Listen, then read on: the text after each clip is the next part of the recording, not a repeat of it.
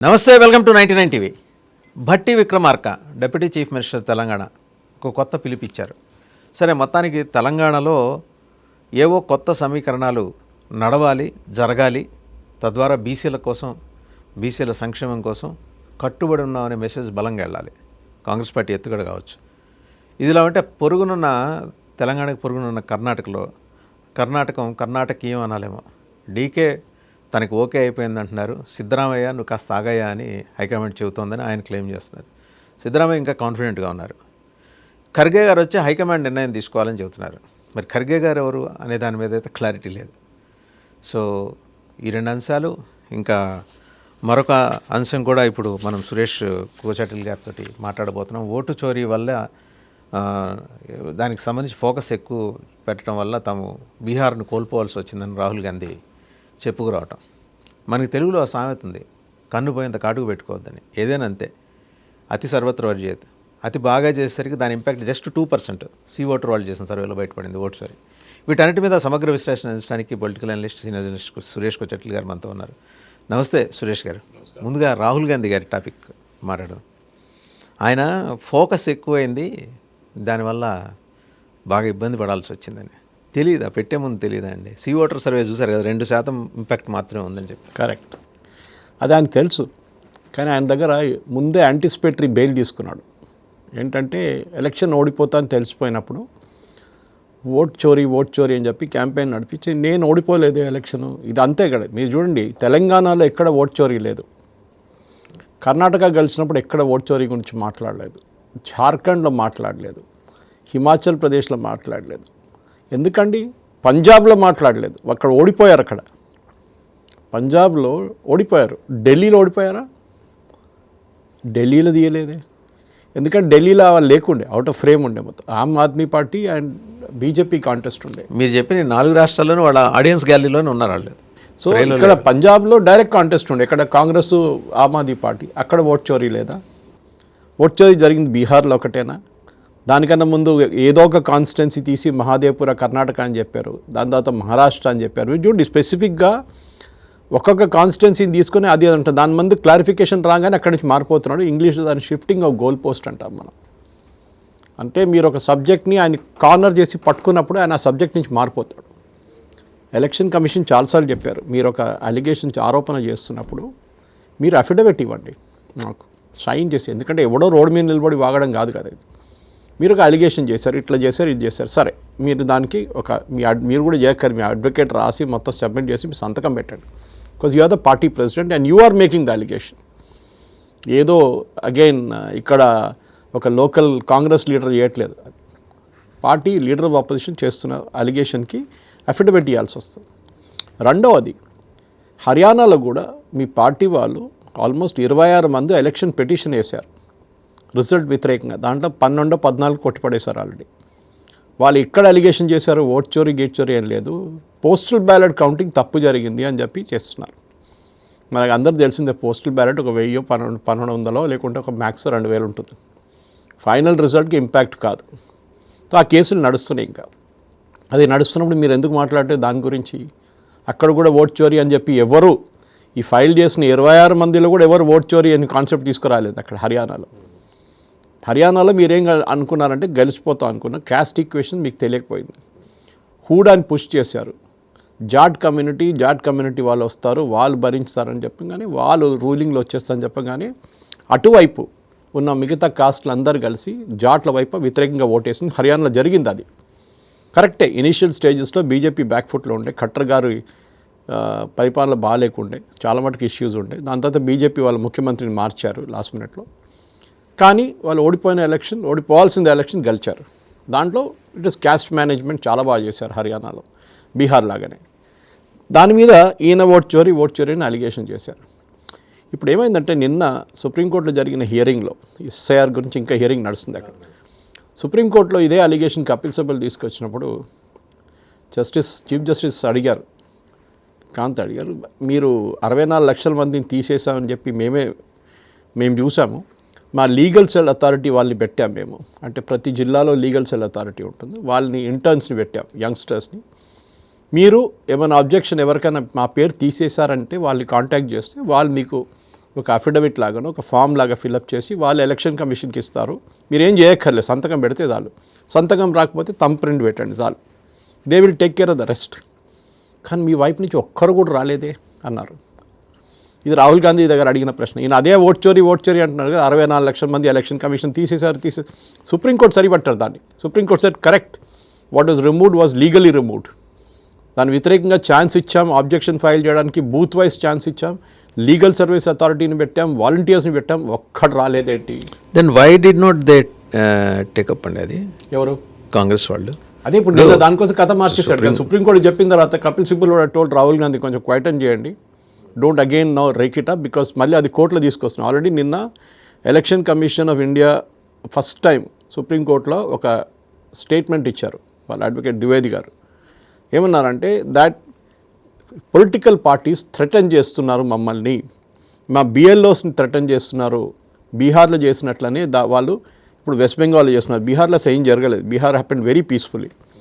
కానీ వెస్ట్ బెంగాల్లో చేస్తున్నారు, మిగతా కొన్ని స్టేట్స్ కూడా థ్రెటన్ చేస్తున్నారు, వాళ్ళని ధమ్కి ఇస్తున్నారని చెప్పారు. ఇది కేరళ, తమిళనాడు స్టేట్స్లో జరుగుతుంది, ఎస్పెషల్లీ వెస్ట్ బెంగాల్లో జరుగుతుంది. సో దాని గురించి నేను చెప్పినప్పుడు సుప్రీంకోర్టు ఏం చెప్పలేదు. బహుశా నెక్స్ట్ హియరింగ్లో 2వ తారీఖు ఉన్న హియరింగ్లో they will take it up.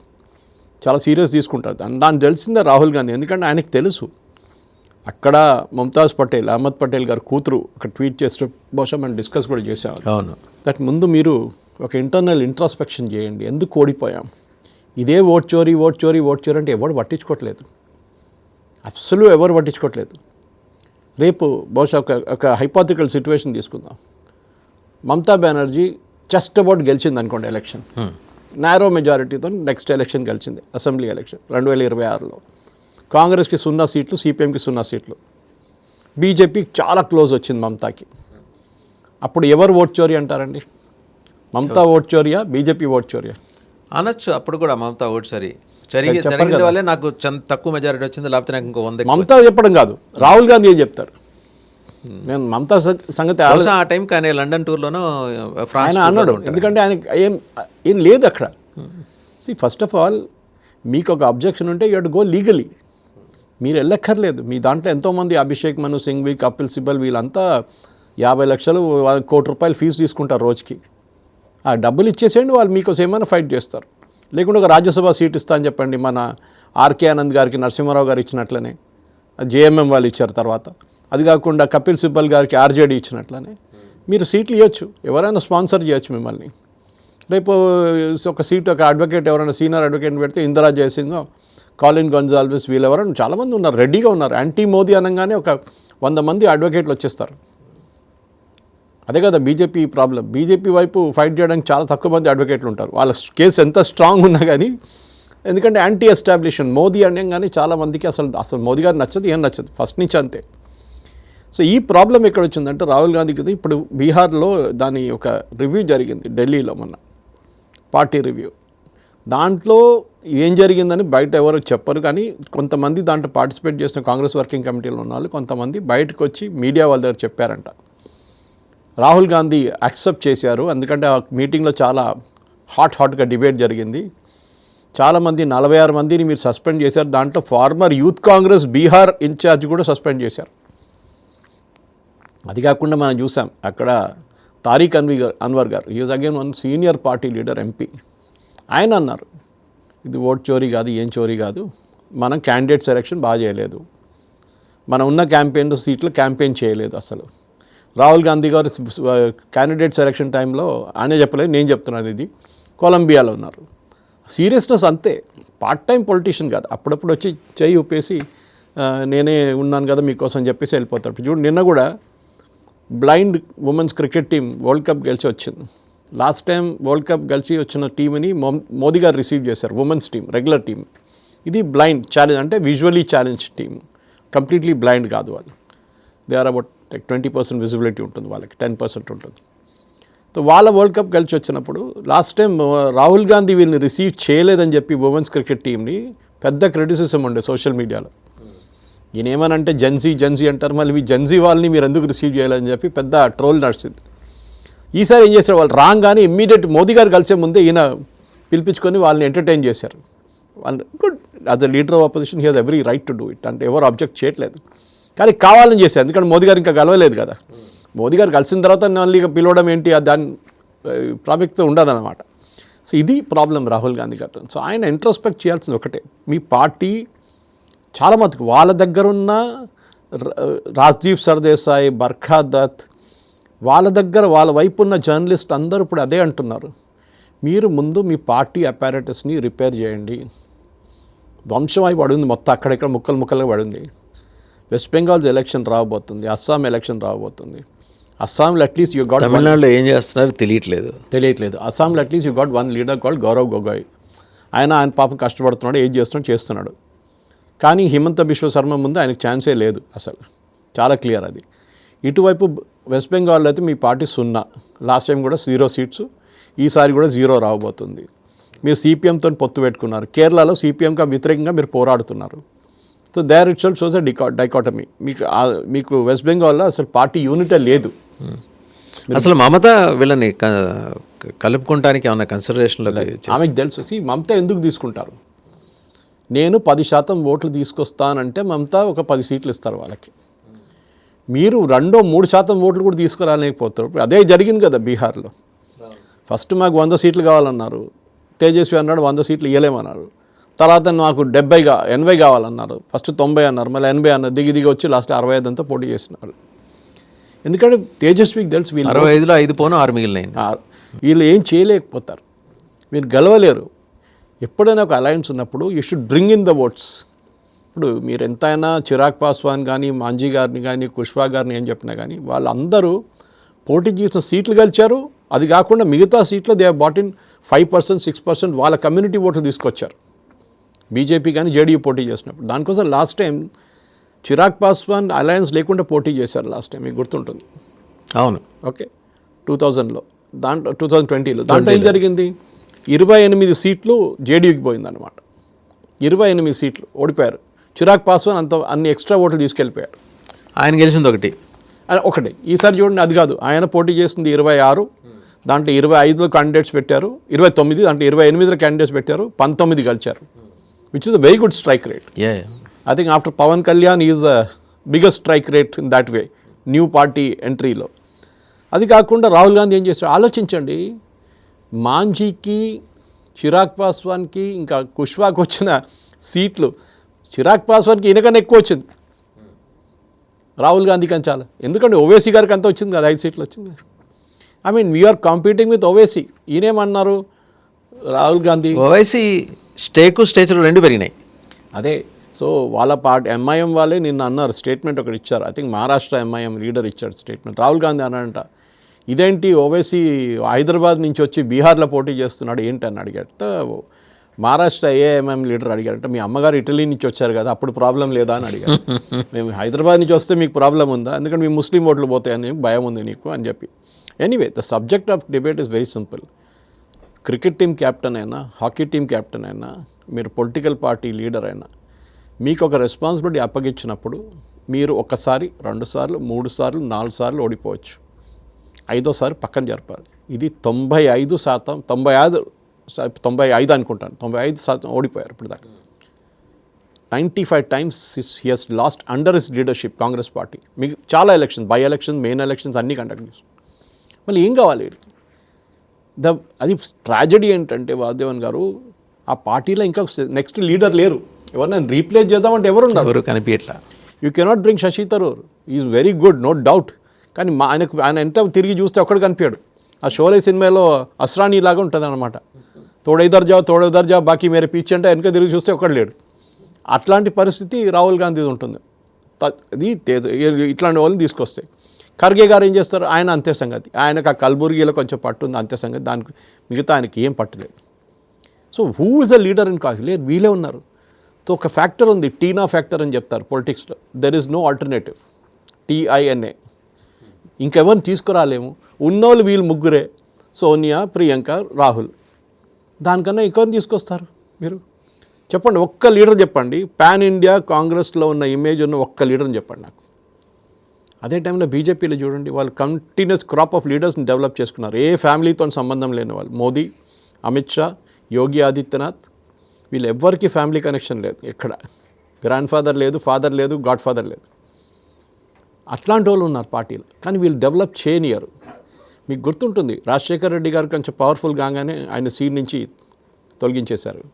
K Karunakaran became very powerful, scene నుంచి cut off. K Kamaraj king maker, ఇద్దరు ప్రధానమంత్రిని ఇన్స్టాల్ చేశారు, పార్టీ నుంచి అవుట్. నిజలింగప్ప అవుట్. వీళ్ళ పార్టీలో ఎవరైనా తల లేపి కొంచెం పైకి రాగానే కొంచెం సీనియర్ అవుతున్నారు, చాలా పాపులర్ అవుతున్నారంటే ఈ ఫ్యామిలీ ఏం చేస్తారు, వాళ్ళని కట్ ఆఫ్ చేసేస్తారు. అది జవహర్లాల్ నెహ్రూ ఉండొచ్చు, ఇందిరాగాంధీ ఉండొచ్చు, రాజీవ్ గాంధీ ఉండొచ్చు, ఇప్పుడు రాహుల్ గాంధీ ఉండొచ్చు. Right sir. ఇప్పుడు అదే అనుకుంటే పోనీ వాళ్ళ ఫ్యామిలీయే ఉండాలి అనుకుందాం. ఈయనకు వారసులు లేరు, పెళ్లి చేసుకోలేదు కదా. రెహాన్ రాజీవ్ అని పేరు మార్చుకున్నా కదా ప్రియాంక కొడుకు, ఎందుకు? సో ఆమె కొడుకు ఏమన్నా వచ్చేస్తే రావాలి ఇంకా డెఫినెట్గా. దానికోసం కదా వాద్రా పేరు ఆలోచించండి. ఫాదర్ పేరు ఉంది, నిన్నదాకా ప్రాబ్లం లేకుండే, ఒక వారం లోపల పేరు మార్చేసి రాజీవ్ పేరు తీసుకొచ్చారు, రెహన్ రాజీవ్ అంటే వాద్రా వద్దా? వాద్రాని తీసుకొని చతకుండా పడేశారా? ఇది క్వశ్చన్ అనమాట. సో డెఫినెట్లీ వీళ్ళ పేరుతో ఆడుకుంటున్నారు. గాంధీ ఎవరు? గాంధీ ఫిరోజ్ గాంధీ సమాధి ఢిల్లీలో ఉందా? సంజయ్ గాంధీది ఉంది. ఈ వాజ్ ఓన్లీ అన్ ఎంపీ. ఆయనకు సపరేట్ సమాధి ఉంది ఢిల్లీలో. ప్రధానమంత్రి కాదు, ఉప ప్రధానమంత్రి కాదు, ఏం కాదు. నరసింహారావు గారికి సమాధి లేదు ఢిల్లీలో, కానీ ఈయనకు ఉంది. ఎందుకంటే he was a part of the dynasty. కానీ ఫిరోజ్ గాంధీ గారి ఇది అలహాబాద్లో పడుంది ఆయన సమాధి. ఇది పార్సీ. ఆయన ఫ్యామిలీ నుంచి తీసి బయటపడేసిన మనిషి జవహర్లాల్ నెహ్రూ. అది వాళ్ళ ఫ్యామిలీ పాలిటిక్స్ మనం దాంట్లో పడక్కర్లేదు. చాలా రీజన్స్ ఉన్నాయి. జీప్ స్కామ్ బయటికి తీసుకొచ్చిన మనిషి Firoz Gandhi. Very expose కృష్ణమేనోన్ and Nehru's corruption. First defence scam కంట్రీలో జరిగింది జీప్ స్కామ్. చాలామంది మన ప్రేక్షకులకు తెలియదు. నేను ఇంకో సిరీస్ చేయబోతున్నాను, 1999 దాంట్లో బహుశా తీసుకొస్తాను ఈ టాపిక్ అంతా. ఎందుకంటే దిస్ ఈజ్ వెరీ ఇంపార్టెంట్. ఇట్లాంటి ఏం చెప్తారు, ఈ హిడెన్ హిస్టరీ అంటాం మనం. సో ఫ్యామిలీ అట్లనే ఉన్నారు. ఇందిరాగాంధీ గారు టఫ్ లీడర్ అని చెప్తారు. ఇంత టఫ్ లీడర్ కూడా రాజ్నారాయణ వేసిన ఒక ఎలక్షన్ పిటిషన్లో అలహాబాద్ హైకోర్టు ఆమెని డిస్క్వాలిఫై చేసినప్పుడు, డీబార్ చేసినప్పుడు, ఎలక్షన్ నుంచి మీరు యూజ్ కరప్ట్ మెథడ్స్ అని చెప్పి డిస్క్వాలిఫై చేసినప్పుడు ఆమె ఏం చేసింది? ఎమర్జెన్సీ ఇంపోజ్ చేసి పడేసింది. This is Indira Gandhi. జవహర్లాల్ నెహ్రూ కూడా అంతే కదా. వీళ్ళందరూ అంటారు ఐఐటి కట్టారు, ఐఐఎం కట్టారు. సో పెద్ద పని ఏంటండి, ఆయన పాకెట్ నుంచి చేసేసారు, ఇచ్చాడు ఐఐటి ఐఎం. అదే నాకు అర్థం కాదు. HAL was a private company before independence. అవును, చాలా మటుకు ప్రైవేట్ కంపెనీలు వీళ్ళు. ఎందుకంటే ఎయిర్ ఇండియా తీసుకోండి, సేమ్. సో ఇట్లాంటి హిస్టరీ డిస్కస్ చేసుకుని పోతే వాసుదేవన్ గారు, వీళ్ళ ఫ్యామిలీల ప్రాబ్లం ఎక్కడ ఉంటే అకౌంటబిలిటీ లేదు. అట్లీస్ట్ ఇందిరాగాంధీ గారు ఉన్న టైంలో అకౌంటబిలిటీ ఉండే. ఆమె షీసుసే I am the leader. Harry Truman అని చెప్పి ఫార్మర్ యుఎస్ ప్రెసిడెంట్ ఉండే. ఆయన టేబుల్ మీద ఒక చిన్న పోస్టర్ ఉండే, ఏంటంటే the buck stops with me అని. అంటే రెస్పాన్సిబిలిటీ నా దగ్గర ఉంటుంది, ఇట్ ఎండ్స్ విత్ మీ. ఎవరైనా తప్పు చేసినా కానీ వాడు తప్పు చేసిండు, వీడు తప్పు చేసిండు చెప్పకుండా, తప్పు నా దగ్గర వస్తుంది, నేను I take the full responsibility for it. ఇక్కడ ఏమవుతుందంటే నా తప్పు కాదు, ఓడిపోయింది, ఎలక్షన్ కమిషన్ చేశారు, ఓట్ చోరీ చేశారు, మీరు నిద్రపోతున్నారు. ఆయన తప్పు కాదు, ఓటు చోరీ మీద ఎక్కువ ఫోకస్ చేసాం, అందువల్ల ఓటు చోరీ తప్పు అంటాడు. అదే. సో ఓట్ చోరీ పోయింది. అప్పుడు nothing you can say. Supreme court కూడా అడిగారు, దాంతో అదే అయిపోయింది. ఇప్పుడు అస్సాం మీద వెళ్తారు. ఇట్స్ బెటర్ అంటే నేను అనుకోవటం, కొన్నాళ్ళు ఆయన కామ్గా ఉంటే బెటర్ ఏమో సార్. ఎవరు తీసుకెళ్తారు పార్టీని ముందుకు? అదే అంటే ఆయన డిసైడ్ అయ్యాడు కదా ఎవరు తీసుకెళ్ళకూడదని. టీనా ఫ్యాక్టర్ ఎవడో ఆల్టర్నేటివ్. Priyanka is reluctant. ఆమె ఫుల్ ఫ్లెజ్గా క్యాంపెయిన్లో దిగట్లేదు. ఎక్కడో ఒక మీటింగ్లో కనిపిస్తుంది, దాని తర్వాత గాయబ్. ముందు ఆమెని కూడా ప్రొజెక్ట్ చేశారు, చూడడానికి ఇందిరాగాంధీ ఇలాగ ఉంటుంది. ఆమె హెయిర్ స్టైల్ మార్చారు, ఆమె లుక్స్ మార్చారు. సారీ వేసుకున్నప్పుడు ఇందిరాగాంధీ ఇలాగ ఉంటుంది, చూడండి ఇందిరాగాంధీ మళ్ళీ తిరిగి వస్తుంది, ఇందిరమ్మ వచ్చింది అని చెప్పి మన వాళ్ళు కూడా తెలంగాణలో పుకారు లేపారు. ఏం జరగలేదు, ఫుట్ మనీ పోయింది అది కూడా. This is the problem. చూడాలి కాంగ్రెస్ లీడర్షిప్ అనేది. మీరు ప్రతి నిమిషం మీరు బతికినప్పుడు, నిద్రలో లేనప్పుడు, మీరు మేల్కున్నప్పుడు you should think politics if you're a politician. మీ పార్టీ కోసం ఏం చేయాలి, పని చేయాలి. ఇక్కడ చూడండి, వెస్ట్ బెంగాల్లో BJP has started their campaign. 6 జోన్లో మనం మాట్లాడాము. 6 జోన్లో డివైడ్ చేసి ఇద్దరు పార్టీ లీడర్స్, మెరికల్ లాంటి వాళ్ళని తీసుకొచ్చి భూపేంద్ర యాదవ్ని ఓవరాల్ ఇన్ఛార్జ్గా పెట్టారు. పాసిబ్లీ ధర్మేంద్ర ప్రధాన్ కాకపోతే he will be the next BJP president after Nadda. అట్లాంటి ప్రిపరేషన్ చేసినప్పుడు మోదీ గారు next month 15th, 10th, 12th ర్యాలీకి వస్తున్నారు వెస్ట్ బెంగాల్. ఈయన ఇప్పుడు ఎక్కడ పోతాడో తెలియదు. కొలంబియా పోతాడా, బ్రెజిల్ పోతాడా, లేకుంటే ఏదైనా కొత్త లొకేషన్ కనిపెట్టాడో తెలియదు. You have not accepted the response. చెప్పండి నాతో తప్పు అయింది, okay, we will correct hour cells, we will. Tejashwi యాదవ్దే ట్వీట్ ఇచ్చారు కదా, చక్కగా చాలా మర్యాదగా హుందాగా ఇచ్చారు. మేము ఓడిపోయాం. ఈవెన్ ఒమర్ అబ్దుల్లా అన్నారు జమ్మూ కాశ్మీర్ అప్పుడు లోక్సభ ఎలక్షన్ తర్వాత, కరెక్ట్, అప్పుడు అసెంబ్లీ ఎలక్షన్ కూడా జరిగింది దాంతోపాటు. ఏమన్నారు, yes we didn't perform well, Congress తప్పలేదు సార్, యుద్ధం చేస్తే ఇద్దరు గెలవరు కదా, ఎవరో ఒకళ్ళే గెలుస్తారు. ఆయన చెప్పారు ఒమర్ అబ్దుల్లా. రాహుల్ గాంధీకి ఇది ఉండాలి, గ్రేస్ ఉండాలి. గ్రేస్ లేదు. We have lost, yes we have lost, we will correct hour cells. అది లేదు. ఓట్ చోరీ. దానికన్నా ముందు ఈవీఎంలు ఉండే, ఆ ఈవీఎంలు తీసి సుప్రీంకోర్టు బయట పడేస్తుంది. దానికన్నా ముందు రఫేల్ తీసుకొచ్చాడు. ఏదో ఒకటి Adani Ambani Adani. People are not bore అయిపోయారు అందరు. మీరు కొత్తది ఏదైనా పాట పాడండి, పాత పాట అరిగిపోయిన రికార్డ్ లాగా అదే అదే అదే మళ్ళీ చెప్పుకుంటూ పోతే. మీరు అబ్జెక్షన్ ఉంటే అబ్జెక్షన్ ఫైల్ చేయండి అయ్యా.